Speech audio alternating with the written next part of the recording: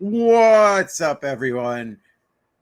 Happy Sunday. Happy SummerSlam Sunday, night 2. Tonight, we will get into the preview of that and the review of last night. But first, make sure to hit that like button. Helps us get more viewers in here. Helps the algorithm. And also, if you notice the bottom here, we do have a QR code to help Kobe Carino who's in need some help. So if you have a couple extra dollars, be sure to help him out. T-shirt of the day, rocking Dude Love, because it's the summer of love, baby. And what a weekend we had. It is definitely summertime, like Will Smith said, and what a night last night was. Ending big. There are a lot of feelings about this show. We've got Sandy in the chat, and Fernando. Buenos dias, Fernando. Hope your day is going well. We will get into the CM Punk and the main event. We've also got Zach. Happy National Watermelon Day. I am not a watermelon person myself. I have a weird thing with fruit, especially melons. I just can't, I literally cannot swallow it. It makes me gag. I think it's like a texture thing. It's a weird thing I have. But happy National Watermelon Day. Huge night last night. Literally all weekend. SummerSlam becoming more and more like a mini WrestleMania weekend. There are plenty of independent shows, including LPW, which you could watch on IWTV. Again, SummerSlam finished big last night. We're going to get right into that because it's a big show, and we've got a lot to talk about, including my review of WWE Unreal, which premiered this week, and how I think it also might have played in a little bit into the main event. So let's get right into it. Last night, opening the show, which is very rare, we had Roman Reigns and Jey Uso against Bronson Reed and Braun Breaker, Braun and Braun protection. And Roman and Jey take the victory in what I felt was a very fun match. It was the closest we've seen to a babyface Roman Reigns in a while. In quite a long time. He was doing all the things, and oh boy howdy, almost ate shit real bad on that dive. He was working his ass off in this one, and I felt a very fun match, a very fun opener. I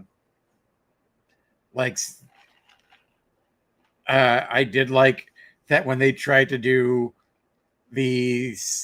Jay's entrance in the middle of the match. Braun and Braun did jump them and beat the hell out of them, because that is wild disrespectful to start to call for your entrance music in the middle in the 5 minutes into a match. That is just disrespect. Maria, how are you doing this morning? Hope all is well. Yes. See, I would have been mad if Braun Breaker would have pinned Roman, but I think by the end of tonight, you see a lot of potential lanes open up, potentially into WrestleMania season, and we'll get into that later. But yes, I wouldn't have been mad if Braun Breaker got the win over Roman Reigns. But also, it is Roman Reigns, and it's his like first match back in a bit, and like on a big pay-per-view, I don't like they aren't having Roman lose that. Like it felt very much like they are still like Seth's security sort of deal. So like as much as we want Braun to break out, I don't think it's time yet, especially how the night ended. I think it's clear that they are still the heavies for Seth Rollins.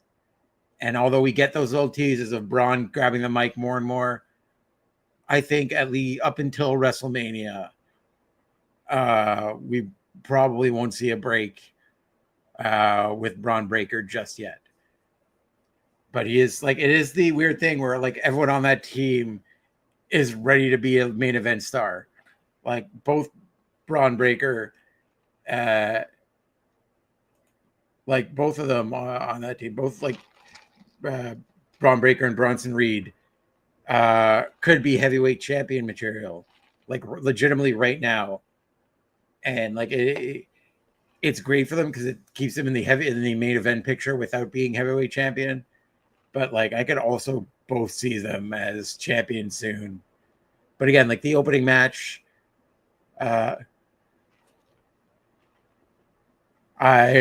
with this channel, Sandy, this channel would be demonetized if I hit the music. But I will hit you with one of them. Yeet! Yeah, that too. Like, granted, it was only night one, but yeah, I expected it. It was weird. I expected her to at least do like the announcement of the crowd numbers, which they weirdly, like Maria saying she expected more from Cardi B. Yeah, I would have liked to see her more and get like a little more involved in the show. And like usually they have like the host announce the like the live attendance numbers, and they just sort of weirdly stuck it in with the Hulk Hogan tribute. Like in the middle of the tribute, they just gave Michael Cole the numbers to read out. Like none of these 51,000 people would have been here today, which is usually the host's fault. But yeah, the match itself was very good. I really like what they're doing with Bronson Reed and the Shula Fala. That was a funny bit, and like I'm excited for their future going forward. I wouldn't have hated seeing Braun Breaker get the win over Roman Reigns, but like there is still time, and I think his day is coming soon. I honestly expect that to be potentially a WrestleMania match going forward. Like I think that is the moment Braun Breaker gets his moment over Roman Reigns at WrestleMania. But the next match we had was Charlotte Flair and Alexa Bliss defeating the Judgment Day, which like one of those matches that I felt was very predictable coming off Evolution. Like it became very clear, and like it's one of those things that just sort of happened by sheer like kismet luck. Like you had Charlotte, who was spinning her wheels creatively a little bit. Like she was sort of stuck. They didn't quite know what to do with her. And you had a returning ex Abyss who was still trying to find her place in the scene, like just coming back this year. And that's fair. Like I understand people who like I've got one friend who really to the point we make fun of him all the time. Like really dislikes Natalya Neidhart. I don't know why. Natty Neidhart's very nice, and not just because she follows me on Twitter, and like also had a great showing at Bloodsport. If you check the show on GCW. Oh wait, I was gonna put over his show at the end of this, but a run-in joining us from Pluggos Reacts. You'll see it live. You saw it last night. You'll see it tonight. Pluggo joining us. Pluggo, what's up, buddy? how are you doing this morning? Good, man. I saw you were hanging out by yourself, and I was like, I'm going to pop in and say hi to Laurence. I'm doing good. What are we talking about? We're talking Charlotte and Alexa Bliss getting the win, which I felt was like much deserved. And I mentioned in your chat yesterday, I get big like Cesaro, Sheamus vibes from how they created. It was two big single stars, who weren't doing much, and they gave him like this best of 7 series. And like everyone was like they paid off. Everyone like thought it was weird that it paid off for them to get the tag titles, but it ended up working so well, and they had such great tag chemistry that they became this beloved tag team in the bar. And it's a sort of the same vibes with Alexa Bliss and Charlotte Flair. Like they're both sort of like up there main event talent who didn't have anything creatively working out at a time, and who just work really well together. And it gives Charlotte something completely different to do and working in the tag division, and like also breathes life into that tag division as well. What did you think about the match as a whole, and what did you think about them? Yeah, first of all, shout out Sandy and Fernando are very excited to see me today. Yeah. Wow. People like me, Laurence. I kind of touched on it a little bit last night. You know, if you didn't want to put Charlotte into the main event picture again with the titles, this is a good opportunity to use her. Alexa's done an amazing job of kind of helping this pairing. They hit lightning in a bottle. Like Charlotte's becoming more and more likable as a character, which she's traditionally booed as a heel, which I thought was cool. And then I thought the match was good. I was really disappointed with the crowd. Oh yeah, the crowd was bad. The crowd was super hot for the Open, and then they cooled off real bad for this. But the match itself, I thought was great. That shot at the end where like okay, let me backtrack. At the beginning, they had the miscue on who's going to wrestle first. Then Alexa Bliss hit her with the move and caught. So you're thinking, and then they hit that shot where Charlotte looks like she's going to turn on Alexa, and it's a perfect camera angle. And then she does the big boot to Raquel Rodriguez instead, and it's like, oh, okay, they really have something here. And I like it if you're gonna. And I've said it, and I said it 100 times. I see it every time we do this with two big single stars becoming women's tag champs. You have a real opportunity here, WWE, to do what you meant to do with these and take Alexa and Charlotte to every brand, have them fight people, boost this thing up. Yeah, that's one thing about this Triple H era that I will comment is they do take more creative risks and done some really cool stuff with the camera angles and the using production to help tell the story a little more. Like that camera angle was really well done, and they hyped up the tension of that potential turn. Yeah. And then the payoff of her taking out Raquel was very, very well done. Yeah. Like I definitely had like my heart, my thought. Like I had a feeling they're gonna win. Like I was expecting them to win this match. Like I felt it was time, and like potentially whenever Liv comes back, it adds another layer of them losing the tag titles when she was gone. Tom Talks Rubbish in the chat. How you doing, sir? Hope you're having a good day. Hey, Tom Talks Rubbish. Yeah, they did a great job. Yeah. And shout out to Raquel and Roxanne. They had a hell of a match too, and they absolutely crushed it. And Roxanne continues to be impressive. So I'll see how that goes with the Judgment Day, because Dirty Dom's got a match. He could be losing some gold too tonight. Yeah, we're gonna get into that a little later. I did really like the Tahana Bomb into the pop rocks. She got all of that pop rocks. I like that. Sometimes that finisher can be a little iffy because it's basically just a pin. But like she got full rotation and like planted Charlotte with that. Like you felt like, oh man, that's about to be it. Yeah. The turn there, it was very well done, the finish. And like they got, like, I was happy they did get a lot more of the crowd into it at the end. Yeah. Like especially when Alexa Bliss made the save and was getting the crowd into it. That was at least nice to see, because throughout, like you mentioned, throughout the match, the crowd was not there for them, and it sucked. Like I was bummed out that it was quiet, and I was like, oh, I was hoping more, because like Charlotte, like especially like it was nice to see, like depending how you feel about Charlotte, it was nice to see the crowd cheer for her and like having a little more depth to her character and like showing more of her personality within the tagging with Alexa too, and just having fun, like clearly having fun on screen, which is something I think she needed. And because her character, and I if you look at the 4 horsewomen, each one of them have had an arc like Hugger Bailey to where she is now, and then Sasha Banks to the Mercedes Moné, and Becky Lynch to the Man. Charlotte's kind of stayed about the same the whole time. So that's why people, and she wins all the time too. So people couple that with like, well, she doesn't really do much different character wise, and she wins all the time. This was much needed, a breath of fresh air. She's starting to show more personality. That Players Tribune thing really helped. Yeah, like, I've always enjoyed Charlotte. I think she's great. I'm not one of those Charlotte haters, but I think this is a fun new wrinkle to her character, showing a different side of her that, hey, I am a human being too. I'm not just, the queen. I'm also a person. So it's been working out really well, and they play well off each other. I really hope that they hold these titles for a while.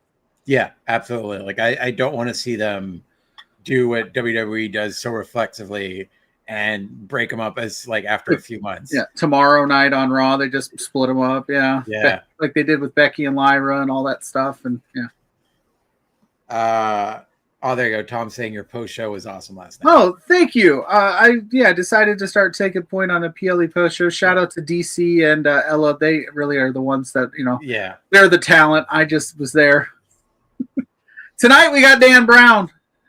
At least Dan Brown. Maybe some others. You never know who might pop in. I keep I keep my door unlocked on my shows. You never know who's going to show up. Yeah. And the next match, which a lot of people was very polarizing, the finish. You had Sami Zayn versus Karrion Kross. Mm-hmm. Yeah. Say it. Go ahead. Like, I honestly, and it's when people have to look at the grander picture with this one. Like they plugged Karrion Kross in there. This wasn't Karrion Kross's story. Like the match itself, and like I'll say I like Karrion Kross' character a lot more than I did like a year ago. He has gotten his personality across. The in-ring stuff is a little iffy. The match was a little like not great, especially when you're having a match with Sami Zayn. Like one of the best, it could have been like the match itself could have been better, and it was a little disappointing. But I'll say like it was if you're paying attention to the grander picture, the right person won, because this is Sammy's story and not Karrion Kross's. Like it's clear they are positioning, and especially what happened at the end of the night, it's clear they're positioning Sami Zayn in the heavyweight title picture in a babyface role. So it did add some layers to that of like him solidifying himself as a babyface, being like, no, I'm not going to turn heel. I'm not turning the way of Karrion Kross. And it did give Karrion Kross a platform he wouldn't have otherwise had. He would have like still been in the back and not wrestling one of the like more respected people in the back on one of the major pay-per-views. So sometimes for me, it isn't about the wins and losses. It's like about being there, and like he's got a major match on SummerSlam, which very few people in the back can say. Yeah, against Sami Zayn, and again, like his contract situation is up in the air right now. So like you can understand WWE not wanting to invest. Have him beat somebody who you're positioned to be in the heavyweight title picture on a major pay-per-view. You can understand why WWE didn't want to do that.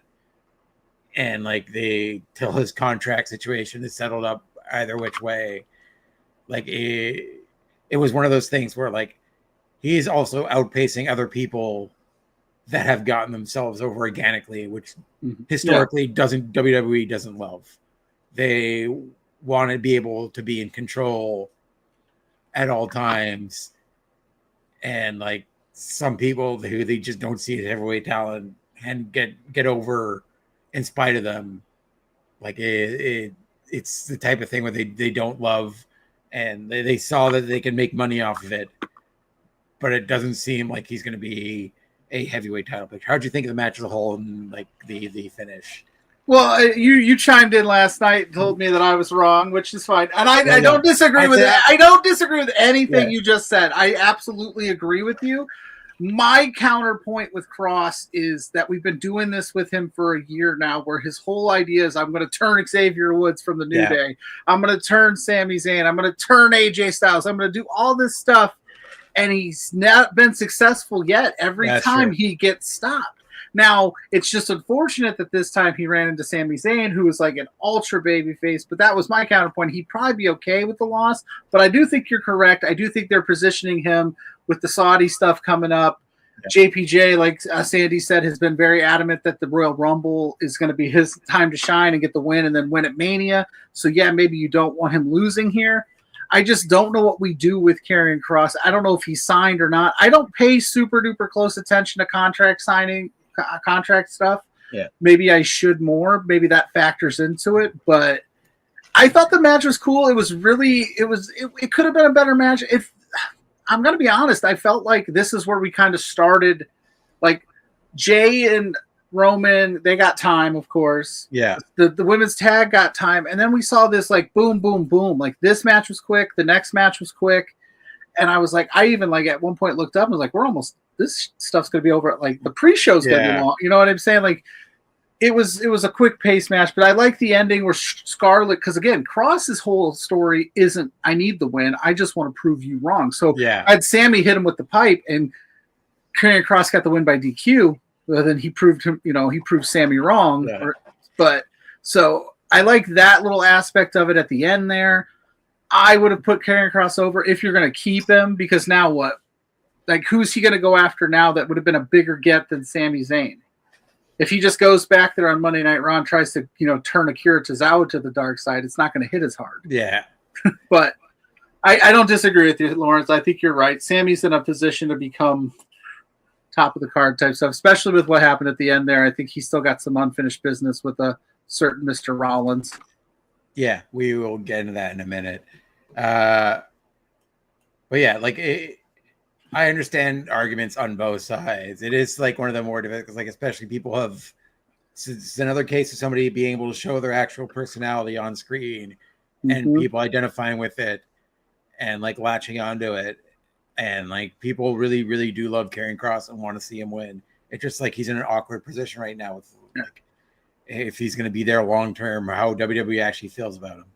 And you're just talking about another. I think it was the match was 7 minutes, something like that. The next contest was Tiffany Stratton defeating, and some feel a little bit of an upset, Jade Cargill, because like everyone, myself included, thought this was probably going to be Jade Cargill's time. Like it was a little delayed because of injury. Yeah. But like we felt like they were always positioning her to be heavyweight champion sooner rather than later.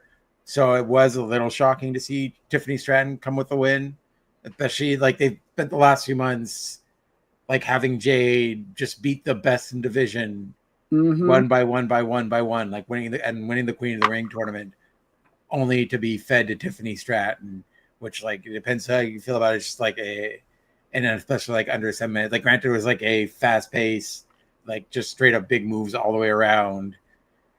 And like they still kind of protected the Jaded, but it looked a little sloppy the way that they sort of just fell into the ropes. Like it's still Jade being a little green because like she clearly put her foot on the rope.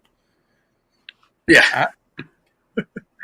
Fun fact: Roman Reigns' entrance at SummerSlam was 3 minutes 48 seconds. Jey Uso's was 4 minutes and 48 seconds. If you add those two up, that was longer than this women's title match. Yeah. Kind of about, and I again, I don't know if it was designed to be 7 minutes or, because Tiffany and Jade are both young. In wrestling terms, they're greener than, let's say, a Charlotte and Alexa, right? Or Becky Lynch and all that have been there for a while. So maybe they had 10, 12 minutes, but rushed because it was really fast early on. Yeah. And then, like you said, maybe they didn't slow down. I don't know, because it didn't look like it wasn't the worst match that those two have had. It was a pretty solid 7 minutes. It just was super quick. I looked up and I go, oh my God, it's over already. And Jade didn't get the win. There was no outside interference, obviously, with Naomi getting, cashing in, for the World Heavyweight Championship.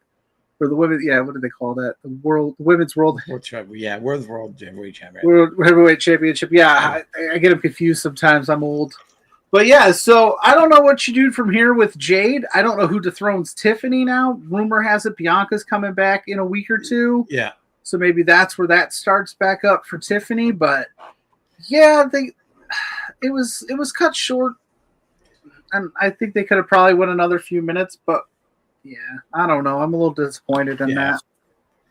But like, I think if Bianca comes back, they should put her in a feud with Jade, because like, especially the women's division could use more non-title related feuds, and there's for sure that's been building for a little bit, and like, she doesn't need the title right away or be in that title fight. But like, again, it is a little up in the air what's next for Tiffany, as she's like Sandy said, she's 14-0 since winning the title. Like and I didn't even know that till yesterday. Yeah, she's gone through the division pretty much. Like it's. I would like to see what is next for her. Who they have, who they're thinking would be the one to beat her. What I would have wanted to see happy was Stephanie Vicure get the spot against Tiffany at Paris, and not Naomi if Naomi comes out of tonight as champ. Because that would have been a fun. You could have made that decision. Tiffany's had a good run and give it a Stephanie Vicure a shot. Because I don't think whoever wins tonight is going to lose to Stephanie in Paris, which is unfortunate. Because I think Stephanie Vicure is fantastic. But we'll see. Yeah, it was interesting. I don't know where either one of them go from here, so we'll see what happens. Yeah. And then the next match was the Celebrity Brawl of Drew McIntyre and Logan Paul defeating Randy Orton and Jelly Roll. Like, I'll say 100% Jelly Roll is a gamer. Yeah. He really, really wanted this.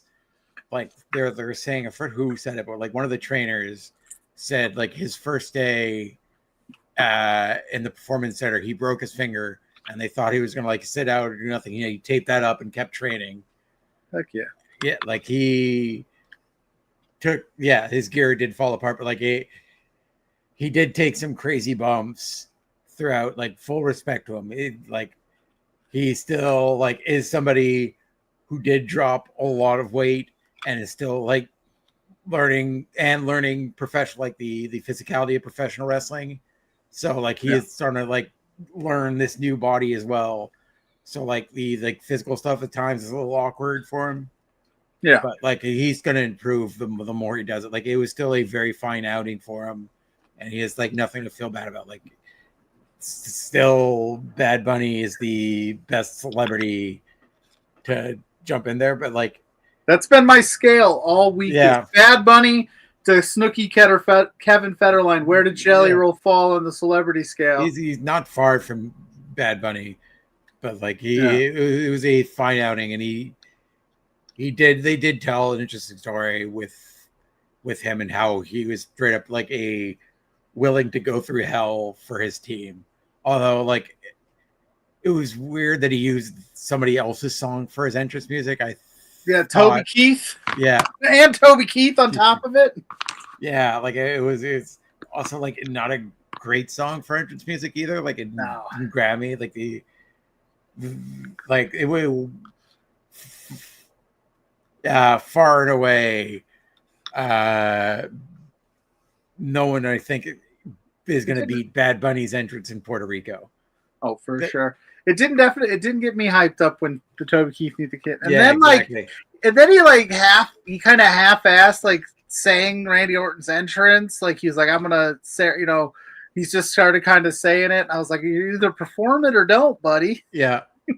But it was fine. That spot that he took Logan Paul off of the ring post to the announce table was cool. It was a bit of a shock that they didn't go with Jelly and Randy Orton. They went with Drew and Logan. And I think, I'm not sure what the decision was there. Now, granted, don't get me wrong. On paper, Logan Paul and Drew McIntyre are better than Randy Orton and Jelly Roll combined, like as a tag team, of course. So, I mean, in that sense, it worked. But I'm shocked that they didn't go the celebrity gets the win route and go with all the bells and whistles there. But they also, and Ella pointed this out to me, and I didn't even think about it. This was the first heel win of the night. Yeah. Because Tiffany and Jade were really both baby faces. Yeah. And, Roman and Jay, and then Alexa and Charlotte. So yeah, this was the first heel win of the night, and it was like, oh wow, okay. Yeah, it was like apparently the rumor going around that I read this morning was that they made the switch late into the day, that who's going to win the match. So like the feeling was that they felt that there was too many baby faces winning, and like they might have like the reason around it, they still don't know, but like the switch was made. Apparently Jelly Roll was initially scheduled to win the match. And the switch was made late. So I guess they might have figured that out, that there may be too many baby faces were winning. Yeah. Well, plus Logan Paul and Drew McIntyre, it obviously sounds like they probably have big plans for them heading into, especially all the international shows they got coming up over the next few months. So you might want to keep them looking strong. I mean, I didn't. It's a celebrity match at the end of the day, so I didn't really have any ill will towards it. Shout out to Jelly Roll for putting himself on the line there, because hey, better man than I am. I wouldn't have got up from that. Yeah, great performance, and like he apparently not the last we're going to see of him. So like Sandy said, there's I'd say a fair good chance. Although, he probably would still travel to Saudi Arabia for it. Like we could possibly see Jelly Roll in the Rumble. Yeah. Hopefully with a better theme song that like you're wondering, like maybe one of his own songs next time. Yeah. But yeah, like it was didn't go with his own song. I wonder what the thought process there was. I wonder if anybody has asked him that. We'll get that on some digital exclusive or something. But yeah, and then after that, we are into our main event, which would like be CM Punk versus Gunther, which I felt was the match of the night. They two beat the hell out of each other. Mm-hmm.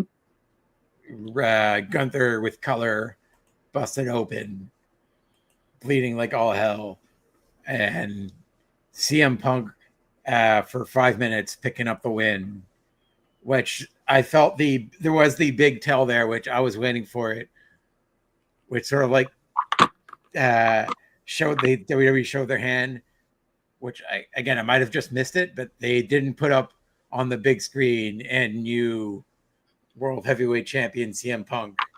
And they didn't put whereas they do for every other time. Like the second they come back from the replay, it's up there. And pyros usually hit. Yeah, and the little graphic at the bottom shows it, and it didn't show. Yeah. And Gunther beat the absolute piss out of CM Punk for the first 10 minutes of this match. And it was like, can CM Punk, because he's, the story was like an older CM Punk against a guy he's never faced, who's just one of the absolute best, in terms of power. And they beat the shit out of each other. He got it done. I was shocked that he got it done too. I was like, oh, okay. And then, I thought that it might be recency bias, but I thought that cash in was masterful. I thought I liked it. I saw it coming. Like I literally I was talking to my manager at work about it. I'm like, I got there's too many weird conflicting reports or like silence around this injury. Like every other time there's an injury like this, we know like the amount they're gone fairly quickly. The fact there's nothing being said about it. Yeah. And he was like, oh no, I need to see another doctor. I'm like, leg injuries aren't that like complex. It's not like the back or something. Yeah. Or like the head where you don't know. Like you can see if the ligament's torn or a thing. Like so I knew it was coming, and I was literally waiting for it. Like I wasn't shocked by it, and but it didn't catch me off guard. But it's still like I can't believe they went this route. And it feels like I mentioned earlier, and it was reported by Sean Ross Sapp that the WWE Unreal producers, the director was backstage filming stuff, like filming Becky and stuff. So it feels like a storyline that they made for WWE Unreal. Yeah, did you see? I saw a clip today right before I hopped on down here. Becky was like, "Oh, I guess I was giving you guys conflicting tweets, huh?" She was playing it up backstage during this whole thing. Yeah, I was something because they don't do this very often. They don't play up the injury angle like this. Now, I don't know how far back conspiracy wise you want to go with like, did he actually get injured in the match with LA Knight and they precautionary called it and then realized he was fine and decided to run with it? Because that's a weird thing, right? Hey, we're going to have you get injured in this match and lose to LA Knight on a Saturday night's main event just to pay this off here. Which if they did that and they had that foresight, cool, you got me. Because I was of the ilk, like, I thought that they were just buying time because they weren't sure how injured he was. And also because he was the Money in the Bank winner and they've had a history of not great Money in the Banks over the last few years. They were like, we got to figure out something that we want to do so that people aren't disappointed. You know, granted, if he was out and they had to relinquish the Money in the Bank briefcase, everybody would have understood. But no, it looks like this was the move all along. He comes out on his little crutches, throws the crutches off, throws the knee brace off, walks on down, screws over CM Punk one more time. I'm like, oh, hot damn. Yeah. Good shit. He's becoming the king of this, man. Yeah. Sandy saying Punk gets it back, Mania. I disagree. Like I mentioned earlier, I think the Mania match is going to be between him and Sami Zayn. I think that he's probably going to feud with Punk the next few months, probably leading into the Rumble. Probably Clash at Paris. Yeah. Maybe Survivor Series. Yeah. I think maybe the blow-off match might be at Survivor Series. The Crown, isn't there a Saudi show in between Clash and Survivor Series? I think there's something in October. But, yeah, there's some ways for them to go with that. I don't know. Yeah, that was wild, man. Yeah. I honestly like from the moment he did it, because that looks like when he like landed on the flip, I'm like, that looks like one of the ways they like fake injured. Like that wasn't like that's usually the type of thing they do when they're just working an injury. So I'm like, this is clearly a work when it first happened. And then like he did a good job of selling it in the corner and like calling them out. Like it people saying like, why would he lose to LA Knight? Why would he purposely lose to LA Knight? I'm like, because he's the visionary. He saw the bigger picture there. It wasn't like he didn't care about a singles match that like at the grand on scheme Saturday didn't mean much. He had his eye on the one person he potentially hates the most, and like the thing he wants the most is the heavyweight title. Like it was all about that. So like I felt like none of that was like an actual injury. I think they clearly had this plan, both like in kayfabe wise and like obviously storyline wise. He had it like in the back of his head the entire time. Yeah. And yeah, he executed very well. And like also it was a fun match. And I did like that at least CM Punk got his moment there.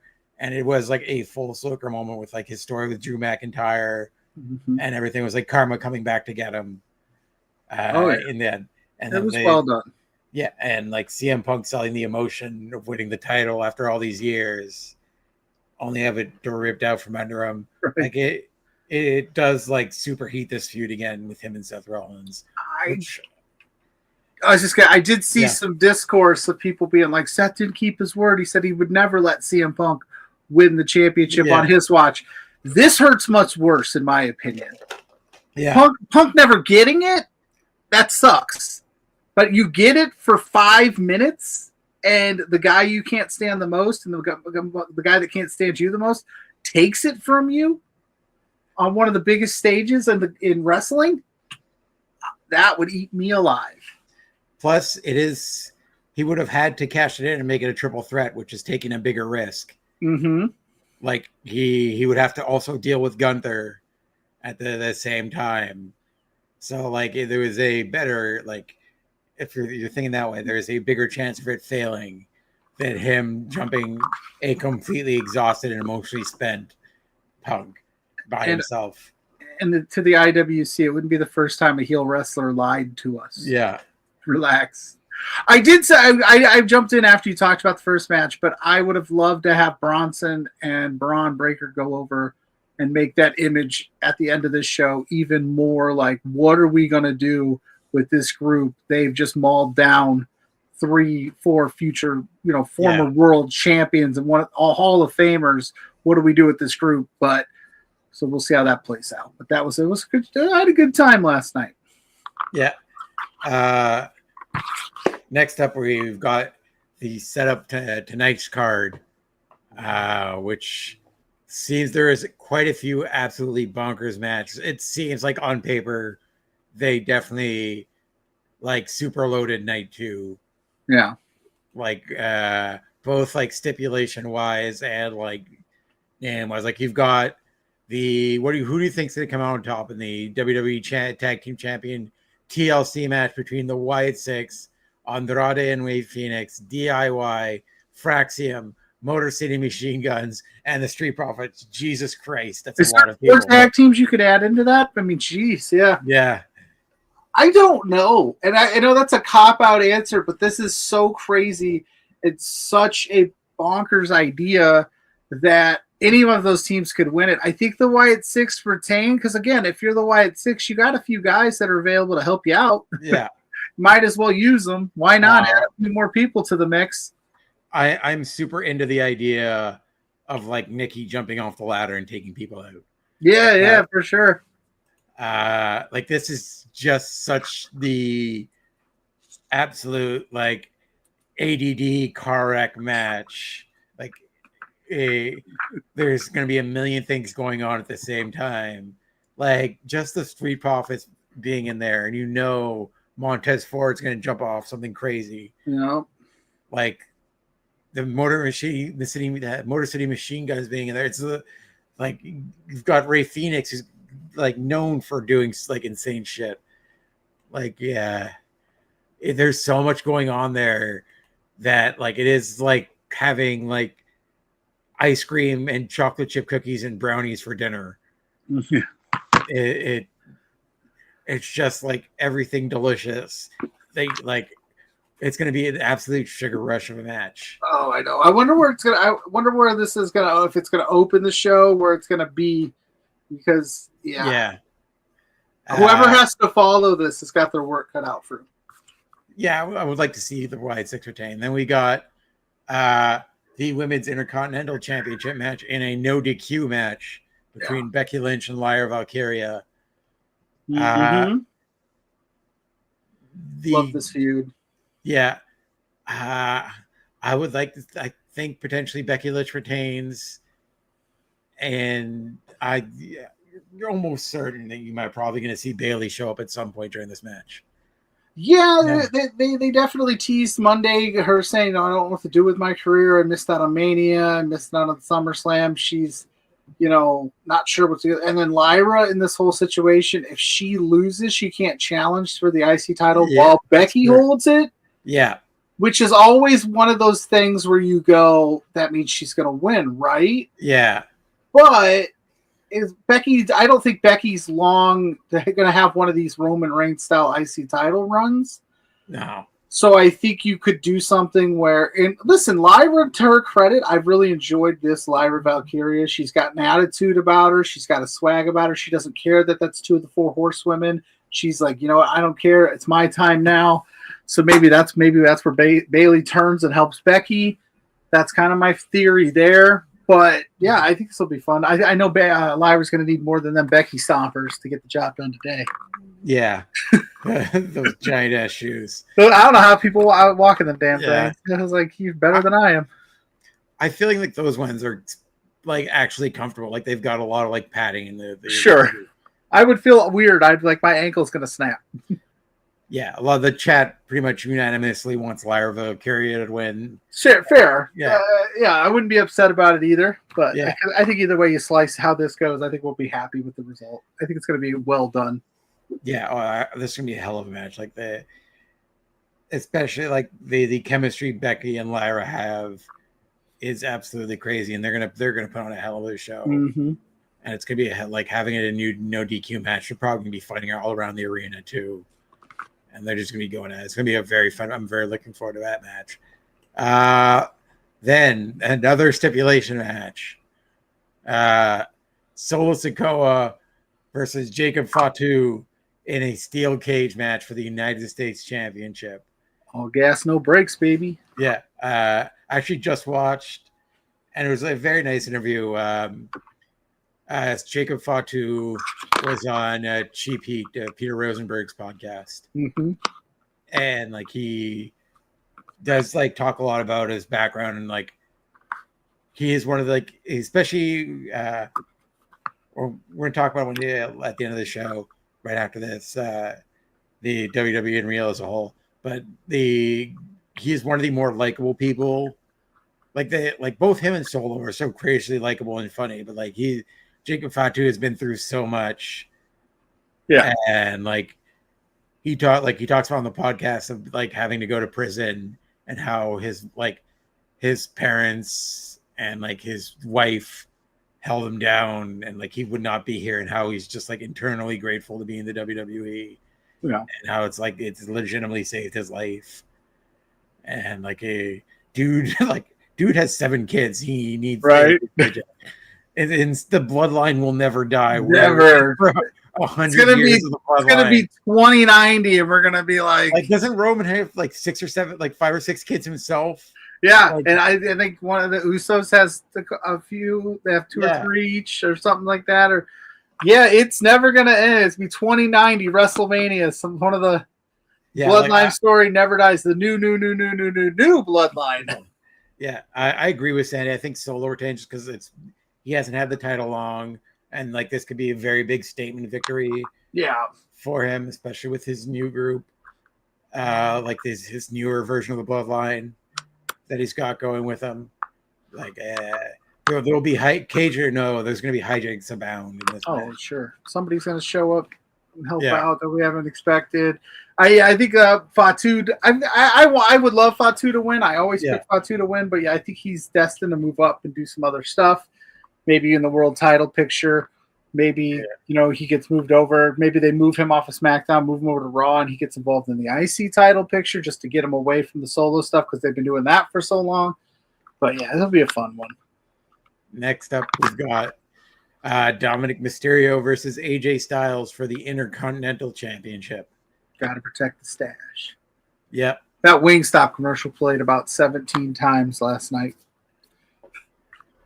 Oh, the Dominic Mysterio's Wingstop commercial. He's like, I got to get that OG hot and that ranch and protect the stash. I don't know what we do here. Dom is incredibly over, man. He's hot right now, but it's AJ Styles, and if you're going to play up the angle of the Judgment Day kind of starting to lose that gold, here would be the spot to do it. Yeah, there is sort of like the under thing of the Judgment Day imploding. I don't know, because going into this, I thought AJ Styles might win, just because they've been teasing it for so long, and Dominic Mysterio's been running away from him. So I feel that this might be like one of AJ's last title run, because he is teasing probably retiring next year. I feel like he's saying he's been floating the idea of that he's not long. I think he's obviously going to stay a little longer because he wants to give John Cena his final run. Doesn't want to step on John Cena's last run. Yeah, retiring around the same time, and he also in his own right deserves his own farewell tour. But he has been teasing retiring, so I wouldn't be surprised if he gets one last title run, and the Intercontinental title is a good title to put on him. It keeps him out of the heavyweight title picture, and he could still be telling a fun story. I'm one of those where I wouldn't be mad either way who wins. I think Dom looks great with that title, is having a lot of fun with it, and is just doing some of the consistently great work, great heel work. His Doctor's Note thing was a lot of fun, trying to stay away from AJ Styles the last few weeks. Mm-hmm. But I wouldn't be surprised if AJ wins. Especially if even though they've been teasing it for 6 years now, if Finn somehow screws him over by accident. Yeah. Or by accident. By accident. Finn never screws anybody over by accident. Yeah. It's all calculated. Yeah, I could see AJ winning. Here's something. Have AJ Styles win the Intercontinental title. Have Cena lose to Cody. Cena hasn't challenged for the IC title before. Have Cena and Styles at the Clash. No, at the next TNA pay-per-view. Yeah, there you go. Bound for Glory. Bound for Glory. In Lowell, John Cena snaps into the Impact Zone. Yeah, it's in Massachusetts. It makes sense. Yeah. He said he had like a certain amount of WWE dates. He didn't say anything about TNA dates. Right, he did say he's retiring from TNA. The rumor has it we might make a trip out there for that. We'll see how things play. I got to figure it out dates wise because if we can get approved to get out there, and I can just crash on JPJ's couch, maybe I'll get to see Cena and Styles of the Impact Zone. Yeah. Then we have the Women's Championship: Naomi versus Io Sky versus Rhea Ripley, which like definitely is one of those marked down as potential match of the night. Yeah, like the work Io Sky and like all three of them have been doing, like Naomi leading up to the title and like cashing in, like Io Sky and Rhea Ripley, their rivalry has been so great. I think Naomi wins it because it would be so weird if they just took it off her immediately. Yeah. After all this, I think there is a real story between Rhea Ripley never being able to beat Io Sky, and like I feel like that's going to play into this match because it's going to be like her trying to beat Io and take her eye off the ball off Naomi, and I think might cost Rhea Ripley in this match. I think it's one of like the more predictable match. Like I think it's Naomi deserves a decent length title reign with this. How do you say that chat name? Gran Marker? Wrestling podcast? And look at these hunks. Where? Yeah, wait. I'm gonna ban him. I don't know who this is. What's up, Blair? Hi, Grainmaker Wrestling Podcast. You stood. I was in a chat the other day where somebody called me Plugio. Plugio. That was the new one. Hey, Mia Plugio. Plugio. And I was like, hey, Maron. Thanks for butchering my name, but I appreciate what you do. Here's how I have this going down. Either Io or Rhea is going to hit their finisher on one or the other. Naomi's going to throw that person out of the ring and take the pin. Yeah. That's how I think this is going to go. Because, like you said, I think it'd be too quick to pull this off with what Naomi's been doing. And I think, Rhea and Io might, I think this little like friendship, frenemy thing is going to come to a head here. And we're going to get, like you said, some non-title feud stuff with them where maybe they have another match and Rhea just gets the win. I don't know, but that's how I see it. I see Naomi retain it. Technically, also this one is Don't call me Plugalo. What are you doing, Blair? This one also technically a no DQ match because it is a triple threat. I don't know if they're going to play into that at all. But who'd get involved? I mean, I'm assuming Naomi would use the briefcase at some point. What briefcase? She doesn't have it anymore. Oh yeah, it's true. Or like the title belt. They don't get to keep it. Yeah, that would be cool if she got to keep it though. It was a cool belt without the tape on it. But like, they could do. But like again, I completely forgot we're again doing a second. The John Cena versus Cody Rhodes is a street fight. Is a street fight. That is another no like DQ match. There's a lot of no DQ matches today. There is only one match that is a straight up singles, and that's Dominic Mysterio versus AJ Styles. This SummerSlam card is very anti-Dairy Queen. Yeah.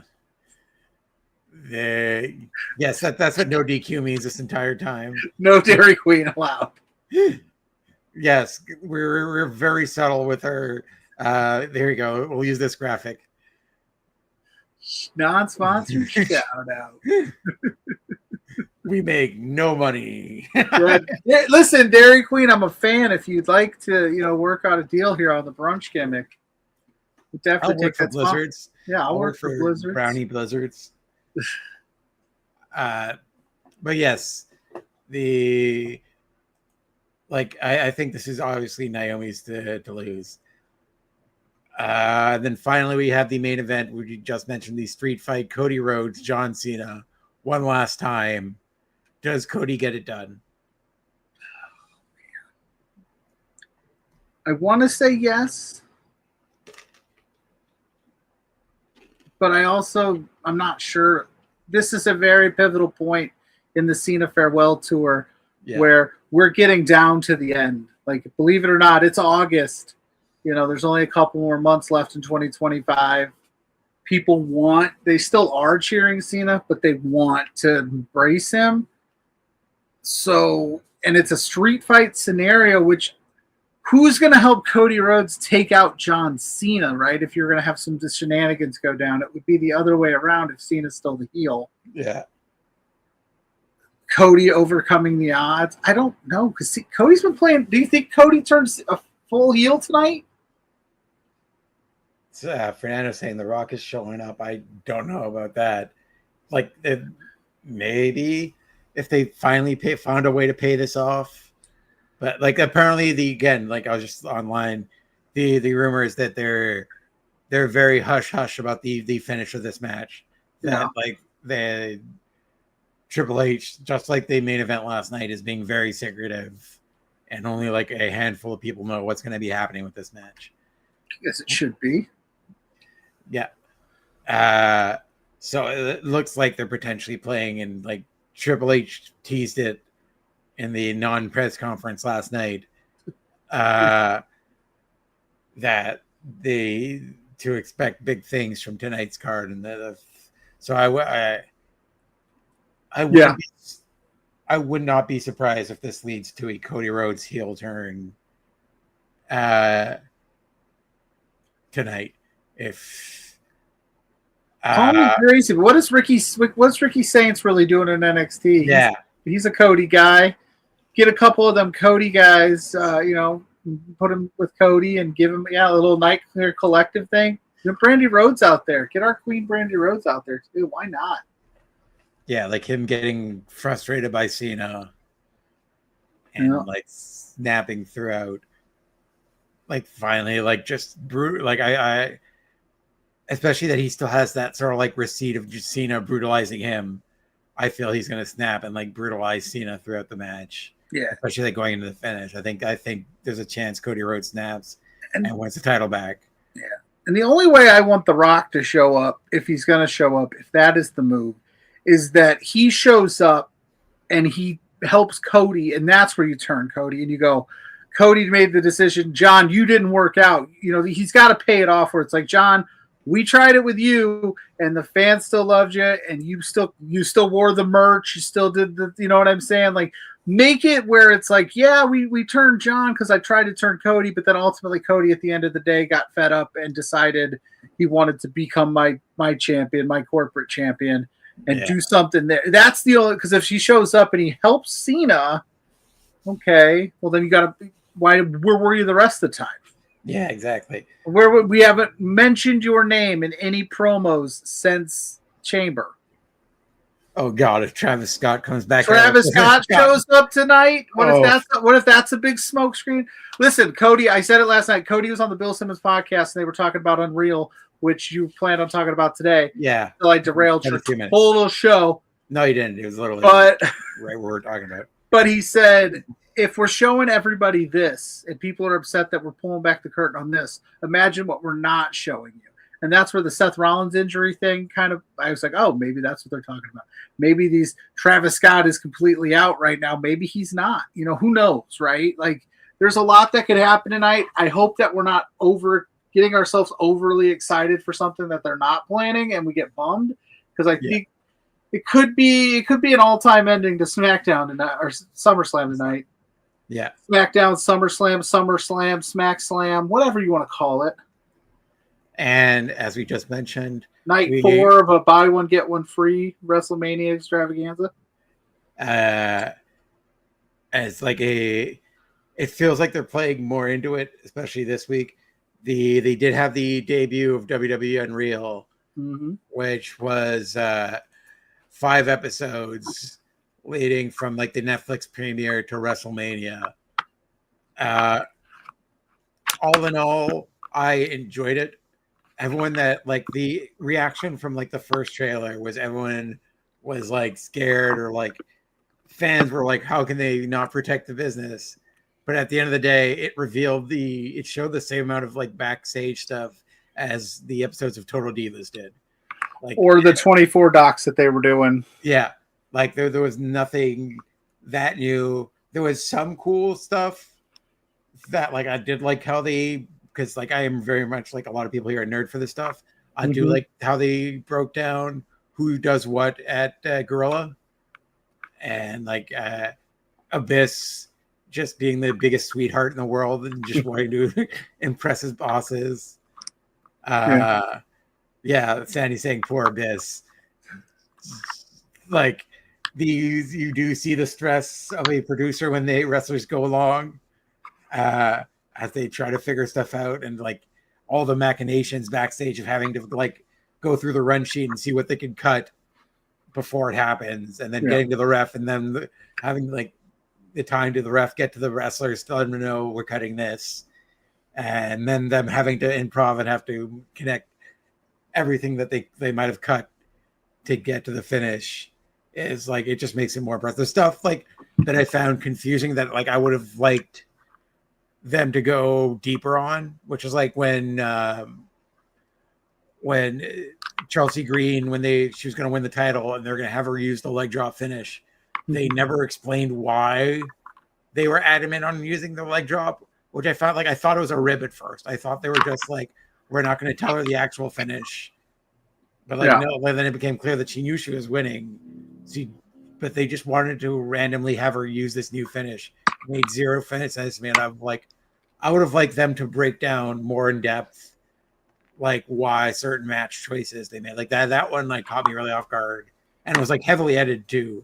So like, I would have liked them to go more in depth on the like, why did you want her to use the leg drop? Because it seems like out of nowhere when she has already a really cool finish, and the finish of the match was really cool, of her coming off the top rope, like bending over and hitting the end prettier. Like, what'd you think about the show as a whole? From what I've seen, I admittedly haven't finished them all yet. Okay. From what I've seen, though, I definitely enjoy. I don't mind. Listen, like to the people that were over, they're not protecting the business. Like how it's at this day and age with the information. Like everybody, listen. When I posted how I felt about the finish of last night's SummerSlam with Seth, everybody goes, it was predictable. We knew it was coming. You know, it was in the. You know, it was. Somebody had spoiled it, you know. So what, they pulled back. It's cool to kind of see how this stuff works in the inner workings. And listen, they're not making WWE unreal for the hardcore diehard wrestling fan. They're making it so that they can go, somebody stumbles across and goes, oh, that's pretty interesting. Maybe I will check out, you know, the WWE product now. It was cool from what I've seen. I don't mind that stuff. I think it's fun. I love, who doesn't love some backstage news and what's going on? Yeah. Well, and it's not like, again, it's not like they showed us everything. It's not, you know what I'm saying? There's still some stuff that we probably don't know about. Yeah, they, as rumored, they have like, there was stuff that was like faked. They somehow worked their documentary where like the Kevin Owens winning the title was apparently not ever seriously discussed, which like, man, I think they're just messing with me, because had he won the title in Toronto, place would have exploded. Like it would have been like, as like you would think it would be in a heel thing, but like, man, Kevin Owens winning in Canada would have been huge. But yes, apparently Sandy asking if they're Canadian. Apparently Sean Ross Sapp reported that the director was backstage shooting stuff last night, and I think it did well for them on Netflix wise, so I wouldn't be surprised if they do a second season. Their move to Netflix has been great. Like they are all constantly in the top 10 for Raw, so it's only a matter of time before probably Netflix gets PLE rights and everything. Well, for you guys in Canada and the rest of the world, but not for me. Not for me. For me, they do. For us United States of America folk, we got to jump 3 different channels to get our wrestling on. But Graymakers, a treat them real is part of the story. But like Blair saying, and that's how I'm going to look at it too. Like again, they're showing me this because they want me to see it. Yeah, exactly. They curated this. They're telling you that Kevin Owens was in consideration for title because they want that discussion point to jump off. They want people like you and I to sit here and go, could you imagine if he won in Toronto, how crazy that would have been? And then they decided to go this route. So they are giving you a backstage look. And who can listen? if people are getting upset that it's scripted and it's the WWE. That's what we've been doing. Yeah. Listen, was Wrestling with Shadows, the Bret Hart document, was that a work or a shoot? Right? We've been debating that for 30 years. Yeah. Montreal Screwjob, work or shoot? Right? Like this is what they do. This is just a new way to do it, and I'm enjoying myself, so I'm going to keep watching. Yeah, like the Mania card in the back of what they were originally planning within camera shot. Like it was one of the things, if they like didn't want that out, they could have easily not put it in there. Somebody could have just wiped. Yeah. Everything the WWE does is on purpose or meticulously. If it's on the screen, it's by design. If it's set in a promo, unless of course people go rogue every once in a while, it's by design. Like this is just another way. Like I'm taking Cody at his word to throw you off of some other stuff. Yeah. Now you're focused on this, and you're going, what else are they playing? So it is what it is. This is the new evolution of the business. Kayfabe is dead. You know what I mean? Like if you get work, you should just be, oh hell yeah, I didn't see that coming. I didn't see last night coming, and everybody told me I was crazy, and I was going, I don't think so. I think Seth still hurt. I got myself worked. And that's the beauty of the business. Pluggo. Speaking of Laurence, tonight, you've got a big stream tonight. We're recapping night 2. Yeah. Letting people know what time you're going live. And depends on what's going on with you for the rest of the week. It depends on when SummerSlam ends. Like I thought the thing ended quick last night. So it's immediately whenever SummerSlam ends, I've decided to take the point of the reaction shows here at Love Wrestling. I jokingly told the bosses that be that MJF had a triple B. I need a triple P. So they called it the Pluggos PLE post show. I've got comedian Dan Brown on. Tonight, we're going to recap night 1. Last night, we had Ella J and DC Hendricks on. So if you want more of my thoughts on SummerSlam, go check that out for me. Thursday nights, 8 p.m. with JPJ for Between Two Beards. Saturday morning, 10 a.m. with Blair Pacheco for the for Exposure, where we talk about the independent wrestling scene. DJ Emo Effie for life. Yeah. By the way, that ruled last night. And yeah, that's what I've got going on this week. I might be popping up on a couple other things here and there. Just got to wait for some confirmation. So if you want to know where that's at Pluggo on all social media. Yeah, as for me, you can follow me at KurtCNDG on Instagram, Twitter, and the socials. And you could catch me back here next week talking about the week that was in professional wrestling. Yeah. We'll probably be also putting a bookend on SummerSlam and the fallout of SummerSlam. And what's going to be a huge week going forward. I want to thank Sandy, Blair for popping in, Maria, and Fernando for hanging out once again this week. I hope everyone has a great rest of their weekend and a great week coming up. I hope everyone enjoys SummerSlam night 2, maybe even watch one of the independent shows, even though there's one going on now. There's JCW. Yeah, I had it on underneath here. Did Marcus Mathers and Masha wrestle yet? They're wrestling right now. Ooh, is Mathers going to get it done? We will see. And you can check us out back here 1 p.m. next week on the Brunch Gimmick. Hope everyone has a good week. Goodbye, everybody. Bye. Yeet.